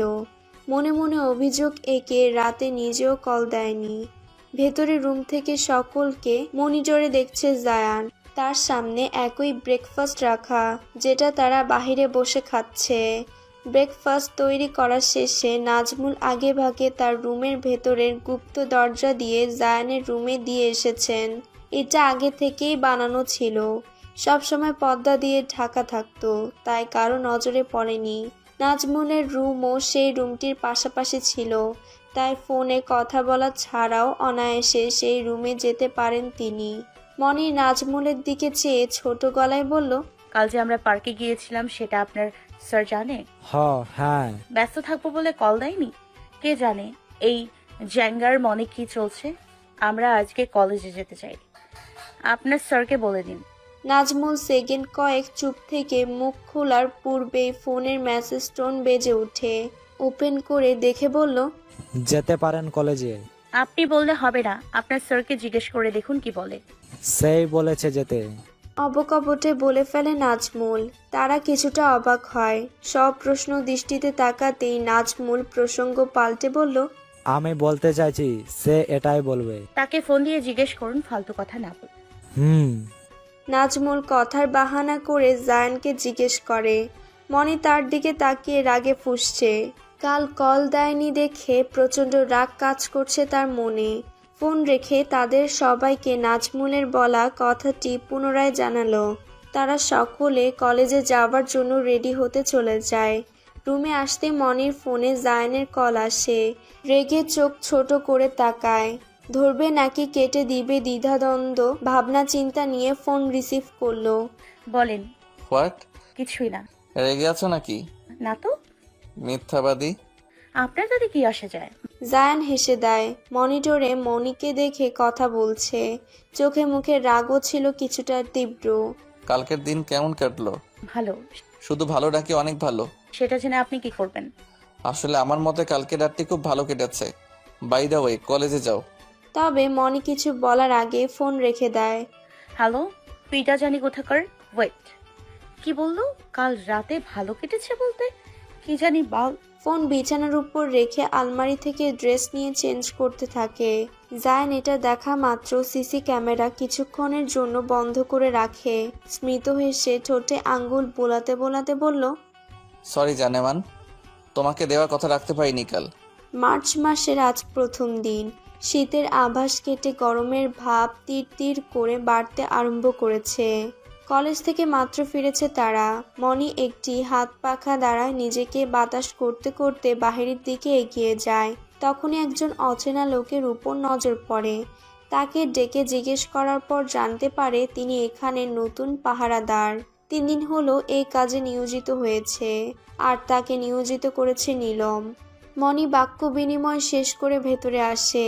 নীলম ড্রয়িং রুমে বসেছিল। নতুন পাহারাদার ঠিক করতে তোকে জায়ান বলেছে? না তো, আমি নিজ থেকে করছি। আগে যে ছিল তার কাজকর্ম আমার ভালো লাগেনি, তাই তাকে বের করে ওনাকে রেখেছি। এটা জায়ানকে বলিসনি কেন? নাজমুল ভাইয়া জানে তো। তাহলে ঠিক আছে। সে কবে আসবে? কি জানি। কথা হয় না? হয় কম। ও না হলেও কি? কিছু বলিসনি? মনি উপরে চলে যেতে নিলে নীলম হাত ধরে। ঘুরে তাকিয়ে কাঠিন্য কণ্ঠে বলে, হলো কি? যাস না কেন বস? সর। হাত ছাড়িয়ে চলে গেল মনি। নীলম ফোন ঘাঁটতে আরম্ভ করে। ভেতরে বসে জায়ান এসব দেখে দাঁতে দাঁত চেপে রাখে। অতিরিক্ত সীমা লঙ্ঘন করছে নীলম। কখন কি করে বসে নিজেরও জানা নেই। 4টার দিকে রাতুলের সঙ্গে দেখা করতে আসে নাজমুল। সকালে দেখা করার কথা থাকলে সময়ের অভাবে তা হয়ে ওঠেনি, তাই এখন দেখা করতে এসেছে। তাকে একটি কালো রঙের ব্রিফকেস দেয়। সেটা নিয়ে নাজমুল বাড়ির উদ্দেশ্যে রওনা হয়। জায়ানের হাতে হস্তান্তর করা হয় ব্রিফকেসটি। সেটি খোলার পর দেখা যায় 2টি চকচকে কালো রঙের পিস্তল রাখা। তাদের সেফটির জন্য পিস্তল 2টি আনা হয়েছে। পরের দিন সকালে যথাসময়ে ব্রেকফাস্ট করছে তারা। হঠাৎ করে মিনার নজর মনির ঘাড়ের উপরে যায়। জিজ্ঞেস করে, তোর ঘাড়ে ওটা কিসের দাগ? কোথায়? কোন দিকে? বাদিকে। মনি হাত রাখলেও দেখতে তো পারবে না। নীলম ক্ষীণ নজরে মনির ঘাড়ের দিকে তাকালো। সবার দৃষ্টি এখন মনির উপর। নাজমুল মৃদু হেসে দেয়, যেন মনে হচ্ছে তার এই বিষয়টিতে অবগত আছেন। মনির তার হাসি দেখে কুর্নিশ করে তাকায়। নাজমুল ঝেড়ে কেসে বলল, সম্ভবত এই দাগ হয় সদ্য বিয়ে হওয়া মেয়েদের। ছেলেদেরও এমন হয়, কিন্তু কম। কথাটি শুনে মনি লজ্জায় মুখ নামিয়ে ফেলে। লজ্জাবোধ তাকে ঘিরে ধরেছে, তবে রাগও হচ্ছে। জায়ান বাড়িতে নেই, তাই তার এই কথা বলা বেমানান অহেতুক। মনি জোর গলায় শুধালো, একদম আইজারা কথা বলবেন। হয়তো গান্ধী পোকায় কামড় দিয়েছে, যত সব। নাজমুলের প্রচুর হাসি পাচ্ছে, তবুও সে হাসি থামিয়ে রাখার আপ্রাণ চেষ্টা করছে। মনি স্থির হয়ে খেতে পারছে না। তার দেখা দরকার দাগটি কেমন বা কিসের। সকালে উঠে মাথা আঁচড়েছে ঠিকই, কিন্তু একেবারের জন্য ঘাড়ের দিকে তার নজর পড়েনি। সবার আগে সে খাবার সেরে উঠে যায়। রুমে আয়নার সামনে দাঁড়িয়ে ঘাড়ের দিকে নজর ফেলতে স্পষ্ট লালচে ধূসর রঙের দাগ দেখতে পায়। রক্ত জমাট বেঁধে রয়েছে। দাগটি কিছুটা গোলাকারও। কলেজে থাকাকালীন এক ক্লাসমেট ফারজানার ঘটনা তার মনে পড়ে যায়। বিয়ের পরের দিন ফারজানা যখন কলেজে এসেছিল, তার ঘাড়েও ঠিক এমনই দাগ দেখা যায়। সবাই তাকে তখন বিভিন্ন প্রশ্ন করেছে। ফারজানা লজ্জায় তৎক্ষণাৎ কিছু বলতে পারেনি, শুধু বলেছে এটা ভালোবাসার নিশানা। তবে এখন তার ঘাড়ে এমন দাগ হওয়ার কারণ সে বুঝতে পারছে না। জায়ান থাকলে হয়তো বিষয়টি এতটাও গুরুত্ব দিত না, কিন্তু এখন ব্যাপারটি বেশ গুরুতর। আয়নার দিকে তাকিয়ে সেই স্থানে হাত রাখতে কেঁপে উঠল তার সর্বাঙ্গ। অজানা অনুভূতিতে নাকি ভয় বুঝতে পারছে না। মনিটরে সব ঘটনা জায়ান দেখছে। মনির এখনকার রিয়েকশনও দেখে বড্ড মায়া লাগছে। ঠোঁটে মৃদু মুচকি হাসি দেখা যায়। কাল রাতেও সে মনির বেডরুমে গিয়েছিল। নিয়ন্ত্রণ হারিয়ে শুধু ঘাড়ে গাঢ় চুম্বন করেছিল। আগের দিনের মতো মনির কিচ্ছু টের পায়নি, তবে সে বুঝতে পারেনি দাগ হয়ে যাবে। তার মতে একদিক থেকে ভালোই হয়েছে, এটা তার ভালোবাসার প্রথম নিশানা হয়ে রয়ে যাক। ফোন হাতে নিয়ে কল দিল মনিকে। জায়ানের কল পেয়ে মনি রিসিভ করলো। মনি, জি। কি করছো? কিছু না। খেয়েছো? আপনি? খেলাম। বেশি মিস করছো? এখন বলবে তেমন কিছু না। কাছে থাকলে ইগনোর করো, দূরে থাকাটাই ভালো না? মেবি কিছু বলতে চাইছো তুমি, রাইট? মনির মনে অদম্য বার্তাটি বুঝতে পেরেছে জায়ান। এটা মনে করে মনি অস্বস্তি বোধ করে, তবে সে চুপ থাকে না। অপকটে কোমলভাবে বলল, না, এটা হতেই পারে না। কাল রাতে হতে পারে না? এসব কি বলছো? যা বলতে চাও সরাসরি করে বলো। আসলে আমি বলতে চাইছি যে কিছু না। বলে ফোন কেটে গাল ঠেকে নেয় 2 হাত দিয়ে। লজ্জাবনতা জড়িয়ে আছে তার চোখে মুখে। জায়ান এবার ফিক করে হেসে দেয়। মনির আদল এখন দেখার মতো, এমনভাবে লজ্জায় মরিয়া আছে যেন কোনো লজ্জাবতী গোটা গাছ সে নিজেই। ছোঁয়া মাত্র সংকুচিত হয়ে গেছে গাছের মতো। 3টা ক্লাস শেষ করে একসঙ্গে বের হয় তারা। পাশের একটি আইসক্রিমের দোকানের উদ্দেশ্যে হাঁটতে লাগলো। সবাই চেয়ারে বসলে নীলম আইসক্রিম কিনে নিয়ে আসে। নীলম আইসক্রিম সহ আলাদাভাবে বসে। ফোনে মাহিদের সঙ্গে কথা বলবে তাই।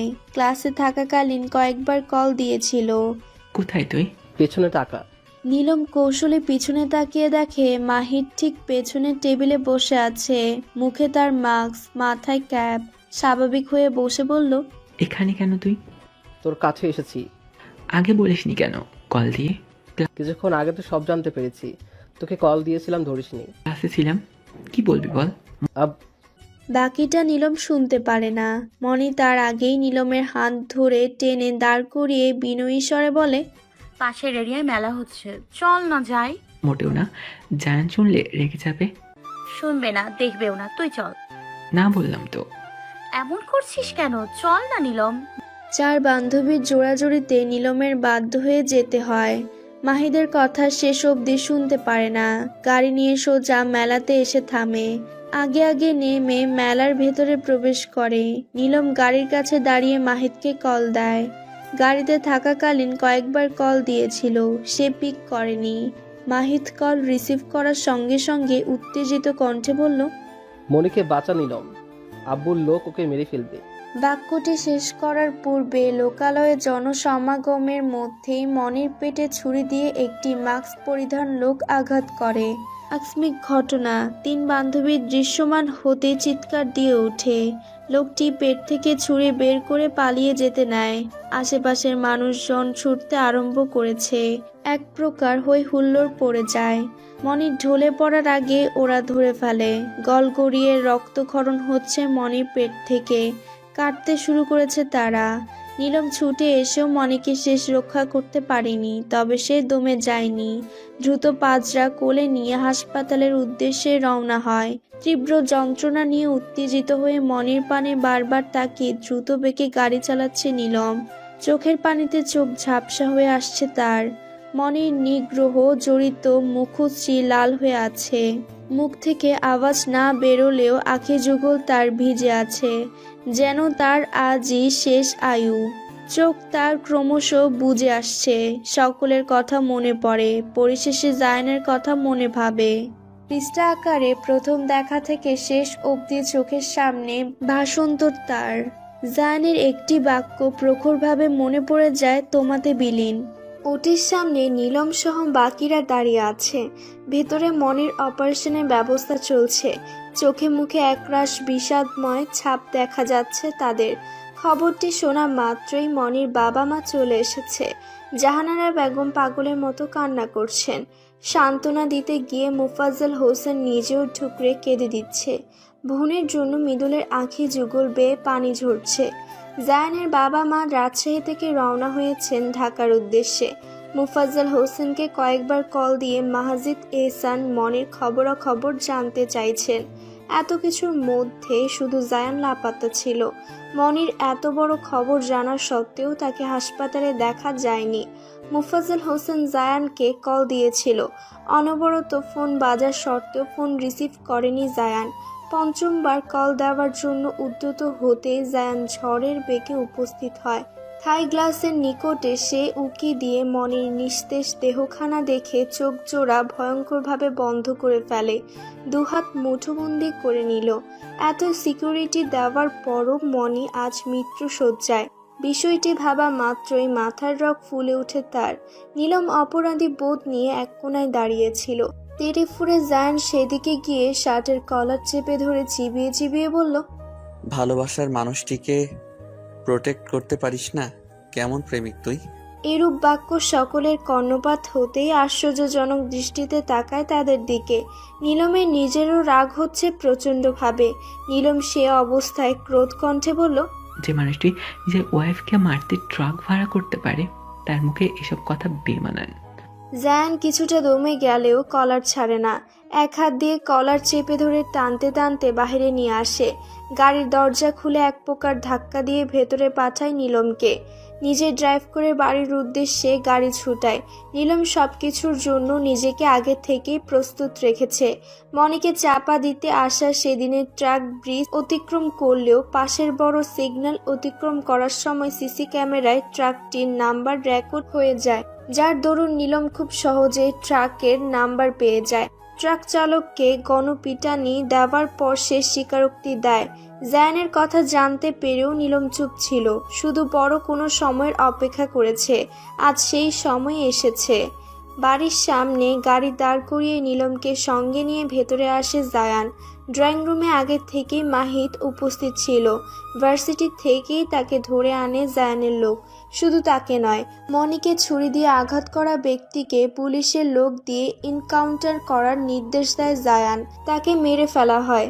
নীলম মাহিদকে দেখে অবাক হয় না, না জায়ানকে সে এখন ভয় পাচ্ছে। তার নিজের মধ্যেই প্রচণ্ড রাগ জমে আছে। কিছু সময় পরপরই সেখানে আগমন হয় মনির বাবা সহ ওর বন্ধুদের। তাদের নাজমুল এখানে নিয়ে এসেছে জায়ানের আদেশে। জাহানারা বেগমকে হাসপাতালে মনির কাছে রেখে আসা হয়েছে। মুফাজ্জল হোসেন সহ বাকিরা নির্বাক হয়ে চেয়ে রয়েছে। তাদের মনে প্রশ্নের জটিলতাগুলো ক্রমশ বৃদ্ধি পাচ্ছে। মুফাজ্জল হোসেন কিছুটা গম্ভীর কণ্ঠে বললেন, আমাকে সব খুলে বল, জায়ান সব রহস্য উন্মোচন করো এখনই। আমি সেদিন মনিকে মারার জন্য ট্রাক পাঠিয়েছিলাম, কিন্তু মূল কারণ ছিল নীলম ও মাহিদ। আমি তোদের বন্ধুত্বের কথা জানতে পারি, এটাও জানতে পারি মনিকে তুই ভালোবাসিস। লাস্টের অংশটুকু নীলমের দিকে রক্তচক্ষু নিয়ে তাকিয়ে শেষ করলো।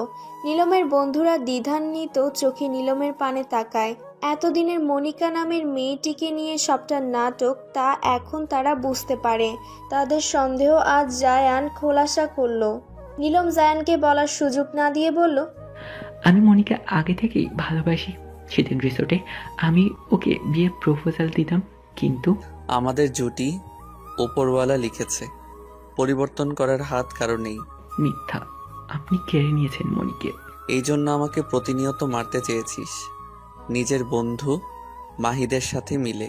হ্যাঁ, ট্রাক পাঠানোটা ছিল বিছানো জাল মাত্র, তার মধ্যে তুই পা দিয়ে ফেসে গিয়েছিস। মাহিদ ঢাকা এসেছে আমি জানতাম, তুই মনিকে ভালোবাসিস, এই বিষয়টি নিয়ে আমি কনফিউজ ছিলাম। প্রথমে মনিকে মারার নাটক সাজালাম যাতে তুই ট্রাকের বিষয় খোঁজখবর নিস। দ্বিতীয়, আমার বাড়িতে তুই সহ তোর বন্ধুদের আমার অবর্তমানে থাকতে বলি। আমার কথা ট্রাক চালকের কাছ থেকে জেনেও যখন চুপ ছিলি, তখনই আমি তোদের নেক্সট প্ল্যানের সম্পর্কে বিস্তারিত জানতে পারি। মাহিদ তোর বাড়িতে ছিল সেটা আমি তার পরের দিনই জানতে পারি নাজবুলের মাধ্যমে। আমার লোককে সরিয়ে তুই তোর নিজের লোক পাহারাদার হিসেবে রেখে দিস। তোর তো এটাও জানা ছিল আমি ওই সিক্রেট রুমে ছিলাম এত কদিন। নীলম নিরুত্তরে ক্ষোভিত চোখে তাকায়। তার নীরবতা বলে দিচ্ছে সে বিষয়টি জানত, তবুও চুপ ছিল। খাবারের সঙ্গে পয়জন মিশিয়ে আমাকে মারার প্ল্যানিংটা ভালোই ছিল, কিন্তু মিস হয়ে গেল। আফসোস স্বরে তাচ্ছিল্য করে বলল জায়ান। নীলম অবাক হলেও বুঝতে পারে এটা কোনো কিছুর মাধ্যমে জানতে পেরেছে। সবার অবস্থা স্তব্ধ হয়ে গেছে, কেউ কোনো কুল কিনারা খুঁজে পাচ্ছে না। অন্ধকারে হাতড়ে পার খোঁজার অবলম্বনের মতো অবস্থা হয়ে দাঁড়িয়েছে। বান্ধবীরা কুর্নিশ চোখে নীলমের দিকে দৃষ্টি নিবদ্ধ করে। মুফাজ্জল হোসেন তেড়ে এসে নীলমের উদ্দেশ্যে প্রশ্ন ছুড়ে নিলে জায়ান তাকে থামিয়ে দিয়ে বলে, আব্বু, আমার কথা এখনো শেষ হয়নি। তারপর মাহিদের দিকে তাকায়। তীব্র রাগে গম্ভীর হয়ে আছে জায়ান। তিনি নাজমুলের দিকে তাকিয়ে চোখের ইশারায় কিছু একটা বোঝায়। নাজমুল পাশের রুমটির দিকে এগিয়ে যায়। সেকেন্ড কয়েক পর হুইল চেয়ারে বসা অবস্থায় রজত আলীকে নিয়ে উপস্থিত হয়। তাকে দেখে মাহিদ হুমড়ি খেয়ে এগিয়ে আসে। হাঁটু গেড়ে বসে উত্তেজিত হয়ে সর্বাঙ্গে হাত বুলিয়ে জিজ্ঞেস করে, আব্বু তোমার কি হয়েছে? তুমি এইভাবে বসে আছো কেন? কথা বলো আব্বু। বলবে না, তার শরীর প্যারালাইজ জড়িত, ইনজেকশন পুশ করা হয়েছে। তিনি সব কথা শুনতে পারবে, কিন্তু কোনো উত্তর দিতে পারবে না। আগামী 1 বছর সে এভাবেই থাকবে। গুরু গম্ভীর কণ্ঠে শুধালো। তীব্র ক্রোধে নাজমুলের কলার চেপে ধরার আগে সে হাত সরিয়ে নাক বরাবর ঘুষি দেয়। মাহিদ মুখ থুবড়ে ফ্লোরে পড়ে যায়। নীলম এগিয়ে আসতে নিলে লোকেরা বাধা সৃষ্টি করে। নাজমুল মাহিদের নিকট এগিয়ে যাওয়া ধরলে জায়ান স্টপ উচ্চারণ করলে থেমে যায়। আকস্মিকভাবে এমন ঘটনা দেখে বাকরুদ্ধ সবাই। জায়ান চোখে মুখে একরাশ জেদ নিয়ে বলল, কি শত্রুতা আমাদের মধ্যখানে? কেন এত প্রতিদ্বন্দ্বী? আব্বু চাইছে সুষ্ঠু একটা সমাজ করতে, যেখানে অপরাধীর কোনো আস্তানা থাকবে না। নিরীহ গরিব মানুষদের পাশে দাঁড়ানোই আমাদের মতো উচ্চবিত্ত লোকদের কর্তব্য। সেখানে অন্যায়ভাবে জোরপূর্বক তাদের কাছ থেকে ঘরবাড়ি, টাকা পয়সা ছিনিয়ে নেওয়া হচ্ছে। রজত আঙ্কেল চাইছে সমাজকে রসাতলের দিকে এগিয়ে দিতে। এমপি হয়ে তিনি অসহায় মানুষের পাশ কাটিয়ে অবৈধ কাজকে সম্বোধন করছে। তার ও আব্বুর চিন্তাভাবনা একদমই ভিন্ন। এই জন্যে কি তাদের মধ্যে শত্রুতা তৈরি হয়েছে? এখন পর্যন্ত আব্বু এবং আমার উপর অনেকবার আক্রমণ হয়েছে, আমরা প্রতিবাদ করিনি, কিন্তু এবার আর ছেড়ে দিব না। সহ্যের সীমা ছাড়িয়ে আকাশ ছুঁয়েছে। জায়ানের পুরো বাক্য শেষ হওয়ার পরপরই পুলিশ ফোর্স হাজির হয়। মাহিদ অপরাধ সূচক দৃষ্টিতে তাকিয়ে আছে ফ্লোরের দিকে। এতদিন তার বাবা তাকে ভুল পথটি দেখিয়েছে, যে পথ অবলম্বন করে সে আজ এত দূরে এসেছে। তার কৃতকর্মের জন্য অনুতাপ সে। নীলম নিজেও এখন অনুশোচনায় পড়ে যায়। মনস্তাপ জড়িত তার হৃদয় ক্ষমা প্রার্থনা করছে। মনিকে পাওয়ার লোভে সে অন্যায় পথে পা বাড়িয়েছে। তার ভুল ধারণা পাল্টে গেছে আজ। সে এতদিন জায়ানকে একজন নিষ্ঠুর অহংকারী লোক হিসেবে গণ্য করেছে। যার বাবা এত সৎবান আদর্শ লোক, নিঃসন্দেহে তার ছেলের মধ্যেও সততার প্রভাব রয়েছে। আজ সে এটা বুঝতে পেরেছে। পুলিশ মাহিদের হাতে হ্যান্ডকাপ পরায়। জায়ান রজত আলীর পায়ের কাছে বসে মুখের দিকে তাকালেন। তার চোখে মুখে উগ্রভাব দেখতে পাচ্ছে জায়ান। স্থির চিত্র নজরে রাগী রাগী ভাব ফুটে রয়েছে। জায়ান গম্ভীর ক্রোধ ভাব ছেড়ে শান্ত গলায় বলল, আই এম সরি আঙ্কেল, আপনি আমার আব্বুর সমতুল্য। রাগের বশে আমি আপনাকে ওই পয়জন দিয়েছি। প্রিয় মানুষটির কিছু হলে নিজেকে ঠিক রাখা বড্ড দায় হয়ে যায়। আঙ্কেল, আমিও চাই আপনি এমপি হওয়ার আগে একজন সৎ, চরিত্রবান, আদর্শ মানুষ হন। অন্যায়ের সঙ্গে নয়, আপোষ নয়, বিরুদ্ধে লড়াই করুন। আপনি আমার গুরুজন, বড়দের যথেষ্ট রেসপেক্ট করি। আমি কথা দিচ্ছি, আপনি যখন সুস্থ হয়ে ফিরবেন, আমি আপনার এমপি হবার স্বপ্ন পুনরায় পূরণ করব। লাস্টের বাক্যটুকু সম্পূর্ণ করে রজত আলীর হাতে হাত রাখল জায়ান। এই মুহূর্তে রজত আলীর গর্ব করতে ইচ্ছে করছে তার নিকটে অবস্থিত দামাল যুবকটিকে নিয়ে। কথাগুলো অল্প সংখ্যক হলেও রজত আলীর মন ছুঁতে সক্ষম হয়েছে। জায়ান উঠে দাঁড়ায়। মাহিদের কাছাকাছি দাঁড়িয়ে পকেটে এক হাত গুজে বলল, আমাকে খুন করতে এসেছিলি, ব্যাপার না। তবে তুই মনির কোনো ক্ষতি করিসনি, তাই আমি তোকে যেতে দিলাম। মাহিদ অনুশোচনায় দৃষ্টি সরিয়ে নেয়। পুলিশ মাহিদ ও রজত আলীকে সঙ্গে নিয়ে চলে যায়। নীলম স্থির হয়ে মাথা নত রেখে দাঁড়িয়ে আছে। তারানা, তমা, মিনা নীলমের নিকট এগিয়ে আসে। শত হলেও তাদের বন্ধু, হয়তো ভুল করে ফেলেছে, তবে বন্ধুত্ব ঠিকঠাকভাবে পালন করেছে সে। মোফাজ্জল হোসেন মেয়ের জামাইয়ের উপর গর্বিত। তিনি সঠিক পাত্রের হাতে মেয়েকে তুলে দিয়েছেন, যার একদিকে রাজনীতি, আরেকদিকে সঠিকভাবে পরিবার সামলানোর দায়িত্ববোধ রয়েছে। জান চলে যাওয়া ধরলে নীলমের বলা বাক্য শুনে থেমে যায়। সরি জান ভাইয়া, ভালোবাসা আমার অন্ধকারের পথে অগ্রসর হয়েছি। মরিকে পাওয়ার লোভে দিক বেদিক শূন্য হয়ে পড়েছিলাম। আমার ভুলগুলো ক্ষমা করে দিবেন। It's okay. আশা করি এখন থেকে তুমি তোমার বন্ধুত্ব সঠিকভাবে পালন করবে। অবশ্যই। ছোট করে জবাব দেয় নীলম। আলতোভাবে মাথা নাড়িয়ে হাসপাতালের উদ্দেশ্যে জায়ান গাড়িতে উঠে বসলো। আপাতত মনিকে ছাড়া আর কিচ্ছু মাথায় আসছে না। এক ঝলক দেখা মনির অচঞ্চল সর্বাঙ্গ এখনো চোখের সামনে ভাসছে। বেশ দ্রুত বেগে গাড়ি ছুটিয়ে 20 মিনিটের রাস্তা 10 মিনিটে অতিক্রম করে। তখন মনির অপারেশন শেষ হয়েছে, তাকে বেডে দেওয়া হয়েছে। ছুরি বেশি গভীরে লাগেনি, তাই এই যাত্রায় মনি বেঁচে গেছে। মনির মা বেডের পাশে বসে রয়েছে, চোখে তার এখনো পানি লেপটে আছে। মনি অচেতন, হাতে ক্যানেলার লাগানো। জান ভেতরে প্রবেশ করতেই মনির আম্মু বাহিরে বেরিয়ে গেল। মনির ক্যানেলা লাগানো হাত আলতোভাবে তার আঙ্গুলের ভাঁজে নিল জায়ান। একটু ঝুঁকে কাছে এগোতেই ঘন ঘন নিঃশ্বাসগুলো স্পষ্ট অনুভব করছে। মনির মুখটা দেখে খুব মায়া লাগছে। এই মায়ার কোনো ব্যাখ্যা নেই, দেখলেই মনে হয় একটু ছুঁয়ে দিই, একটু আলতোভাবে আদর করি, একটু কাছে টেনে তাকে উষ্ণতার চাদরে ঢেকে দিই। ওই মুখটায় যেন বিশেষ কিছু আছে। চুলের ফাঁকে আঙ্গুল গুজে মাথাটা বুলিয়ে দিল জায়ান। মনির তন্দ্রার ঘোরটা আস্তে ধীরে পাতলা হতে লাগলো। নিবু নিবু চোখে জায়ানের দিকে তাকালো। মনি যেন জায়ানকে দেখে আদুরে হয়ে পড়ল। আঁখি যুগল তার ভিজে এলো। কম্পিত ঠোঁট জোড়া নড়ে চড়ে বলার জন্য উদ্যত হতেই জায়ান উষ্ঠদয় আলতোভাবে মিলিয়ে দেয়। ভেজা চোখ জোড়া অতি শর্তপর্ণে বুঝে আসে তার। সুখের সাগরে যেন ভেসে যাচ্ছে সে। জায়ান সরে যাওয়ার পূর্বে মনের কপালে চুমু এঁকে দেয়। হাতের ভাঁজে আঙ্গুল রাখা অবস্থায় জায়ান কোমল স্বরে বলল, এখন তোমার কেমন লাগছে? ভালো। আমি ভেবেছিলাম তোমাকে এই বুঝি হারিয়ে ফেলবো, তবে আমার বিশ্বাস ছিল তোমাকে ফিরে পাওয়ার।